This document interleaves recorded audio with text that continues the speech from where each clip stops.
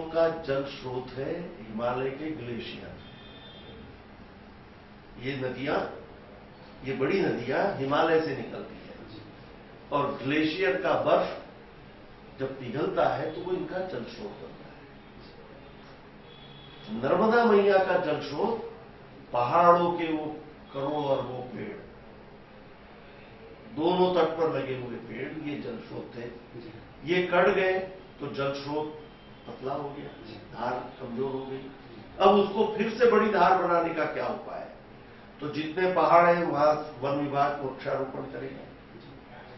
नर्मदा तट पर खंबात की खाड़ी तक या गुजरात की सीमा तक, मध्य प्रदेश में नर्मदा तट के दोनों तरफ 1-1 किलोमीटर की दूरी तक चौड़ाई में जितनी सरकारी जमीन होंगी, उन सरकारी जमीन में वन विभाग वृक्षारोपण करेगा। और किसानों की जमीन में किसानों को वृक्षारोपण करने के लिए सरकार प्रेरित कर रही है कि आप अपने खेत में पेड़ लगाइए, फलदार पेड़ आप लगाइए, सरकार पेड़ दिलाएंगी। पेड़ बड़े होते तक दोनों पेड़ के बीच के अंतरों में आप सोयाबीन की, धान की, गेहूं की जो फसल लेना चाहे वो ले लें। और 8,000 रुपया एकड़ फलदार वृक्ष फल देते तक मध्य प्रदेश सरकार 8,000 रुपया प्रति एकड़ का अनुदान भी देगी। ये नर्मदा को बचाने के लिए, नर्मदा की स्वच्छता के लिए, नर्मदा मैया का आंचल मलिन न हो, गंदा न हो, इसके लिए ये एक नहीं अनेक प्रोजेक्ट इसमें शुरू किए। ये तय किया है कि अमरकंटक से लेकर तो खंबात की खाड़ी तक जितने नगर नर्मदा तट पे बसे हैं, उन नगर का गंदा पानी जो हर जगह नर्मदा में छोड़ दिया गया है, वो सब पानी अब ट्रीटमेंट प्लांट से फिल्टर होकर किसानों के खेत की तरफ मोड़ दिए जाएंगे। अरबों रुपए का बजट है। और नर्मदा मैया में गंदगी न हो, इसके लिए समाज जागरण का काम ही नर्मदा सेवा यात्रा है। पेड़ लगाने के जागरण का काम ये नर्मदा सेवा यात्रा करेगी। गांव-गांव में नर्मदा सेवा समितियां बन रही है जो पेड़ों की रक्षा करेगी, जो नर्मदा में फूल पत्ती फेंककर पानी में सड़न पैदा करने वाली चीजें हैं वो न फेंकी जाए, इसके लिए समाज में जागरण का काम करेंगे, अवेयरनेस का काम करेंगे। ये है नर्मदा सेवा यात्रा का पूरा उद्देश्य, क्योंकि नर्मदा हमारी जीवनदायिनी है, मध्य प्रदेश की जीवन रेखा है, जिसके भरोसे मालवा सिंचित होने वाला है। मालवा को रेगिस्तान से बचाने का अभियान शुरू हो चुका है। हमारे लाखों एकड़ जमीन निमाड़ की, मालवा की, नर्मदा मैया के लिफ्ट इरिगेशन स्कीम से, केनालों से सिंचित होने वाली है, लेकिन उसकी धार भी यथावत बनी रहे, इसलिए नर्मदा सेवा यात्रा है। मैं कांग्रेसी भाइयों से हाथ जोड़ के प्रार्थना करता हूं कि हर चीज में आप राजनीति मत करो, हर चीज में आप राजनीति मत करो। और ये अभियान पूरा सामाजिक अभियान है, जन आंदोलन है। कई समझदार कांग्रेस के विधायक यात्रा में साथ चले। नमामि देवी नर्मदा यात्रा पे आप बता रहे हैं कि आप पॉजिटिविटी का काम कर रहे हैं, लेकिन हाल ही में मध्य प्रदेश 2 मामलों से बदनाम हुआ है पूरे देश में। एक हवाला कांड और दूसरा सुप्रीम कोर्ट ने जो भी फैसला सुनाया है व्यापम के मामले में 600 से ज्यादा स्टूडेंट का उन्होंने प्रवेश निरस्त किया है। ये 2 ऐसे मामले हैं जिनने प्रदेश की छवि को कहीं न कहीं देश में बदनाम किया है। आपकी पार्टी भाजपा सरकार, प्रदेश सरकार क्या कर रही है? प्रदेश सरकार ने ही ये किया। व्यापम में गड़बड़ी हो रही है, इसकी भनक 1-2 घटनाओं से जब मुख्यमंत्री को लगी तो मुख्यमंत्री ने कठोरता से तय किया कि मेरे प्रदेश के लाखों नौजवानों के भविष्य से खिलवाड़ करने का मैं मौका किसी को नहीं दूंगा। यहां पर प्रतिभा का सम्मान होना चाहिए। और एसटीएफ का गठन मुख्यमंत्री ने किया। मध्य प्रदेश में 3 लाख भर्तियां हुई है। शिवराज सिंह चौहान के कार्यकाल में 3 लाख भर्तियां व्यापम के माध्यम से। और अनियमितता के कुल प्रकरण कितने सामने आए हैं? 2,500। लेकिन वो 2,500 भी क्यों, जब छापा डला तो तब तो कुछ ही चीजें सामने आई थी कि इंदौर में मेडिकल की परीक्षा में कुछ मुन्ना भाई पीएमटी की परीक्षा में पर पर्चा छोड़ रहे। मुख्यमंत्री ने एसटीएफ का गठन किया। एसटीएफ की जांच के खिलाफ यही कांग्रेसी हाईकोर्ट गए। हाईकोर्ट की डबल बेंच ने एसटीएफ की पूरी जांच को सुपरवाइज किया, पूरी जांच पे निगरानी की।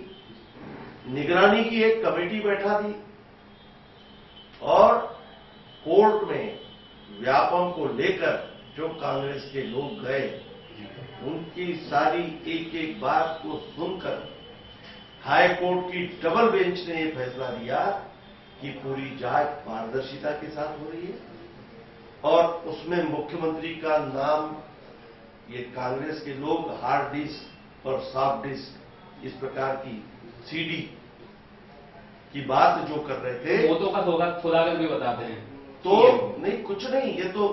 ये तो व्यापम को लेकर किसी की मौत नहीं हुई, ये भी अब प्रमाणित हो चुका है। वो तो मात्र हादसा था, एक पत्रकार वहां गया और पत्रकार जिस जगह पर गए वहां पे उनकी मौत हो सिर्फ एक नहीं, मेरा ये घटनाओं को जोड़ के सारे मरने वाले अन्य कारणों से मरे हैं, व्यापम से मरने वालों की उसमें कोई संख्या नहीं है। ये सारी तथ्यात्मक रिपोर्ट न्यायालय के सामने आ चुकी है और न्यायालय ने उस पर मुहर लगा दी है। मैं सुप्रीम कोर्ट ने भी ये सुप्रीम कोर्ट गए, पहले हाई कोर्ट जांच कर रहा था तो ये कांग्रेसी कहे कि नहीं, हमको हाई कोर्ट से नहीं, हमको तो सीबीआई की जांच चाहिए। सीबीआई की जांच के लिए कांग्रेस के लोगों ने मांग की। मुख्यमंत्री ने 100 मोटिव कहा कि हाथ कंगन को आरसी क्या। सुप्रीम कोर्ट के सामने अपना पक्ष रखवाया कि सीबीआई से जांच करवाई। हाई कोर्ट के जांच के बाद सीबीआई की जांच हुई, सुप्रीम कोर्ट के सामने सारा प्रकरण गया, सुप्रीम कोर्ट की नजरों के नीचे से ये पूरा प्रकरण निकला और सुप्रीम कोर्ट ने भी उसमें ये कहा कि अब सीबीआई की जांच कर रही है, सुप्रीम कोर्ट अब इसमें कोई इंटरवीन नहीं करेगा। ये इस बात का प्रमाण है कि कांग्रेस मिथ्या असत्य कहानियां गढ़ने में माहिर थे, लेकिन सच्चे का बोलबाला हुआ है और झूठों का मुंह काला हुआ है। देश में भाजपा को जो है कहा जाता है कि इस पार्टी को मजबूती दी है संगठन ने, लेकिन हाल फिलहाल में ऐसे कुछ मामले आए हैं या ऐसी स्थितियां बनी हैं, ये कहा जा रहा है कि सत्ता के पीछे संगठन पिछलग्गू बन गया है।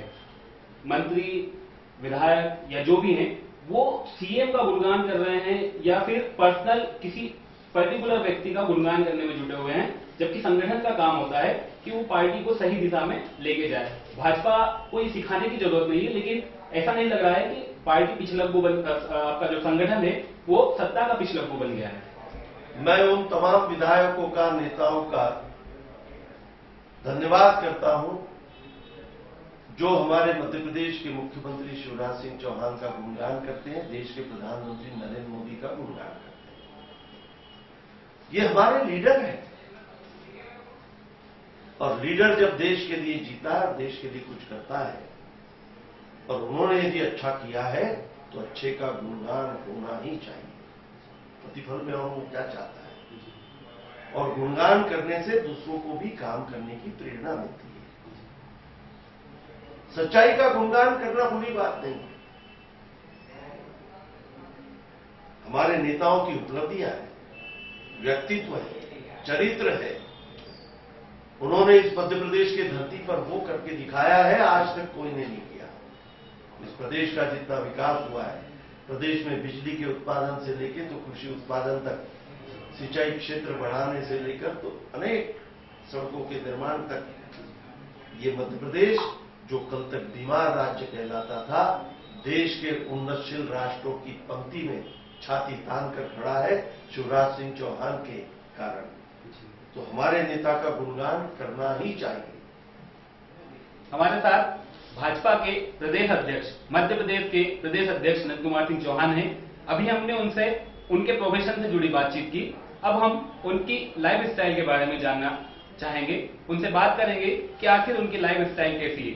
मैं इस दूसरी कड़ी की शुरुआत करना चाहूंगा आपसे, घर पर कितना समय दे पाते हैं आप? देखिए, मेरे राजनीति में प्रवेश के बाद मेरे जीवन में जो सबसे बड़ी कमी रही, जिसकी पूर्ति अब मैं नहीं कर सकता, मेरे हाथ में नहीं है। मैंने मेरे परिवार को वक्त नहीं दिया। मैं एक साधारण परिवार का व्यक्ति रहा हूं। मैं जब विधायक बना तो सुबह से घर से निकल जाता था। जब मैं घर से निकलता था तो मेरे मासूम बच्चे सोने में होते थे,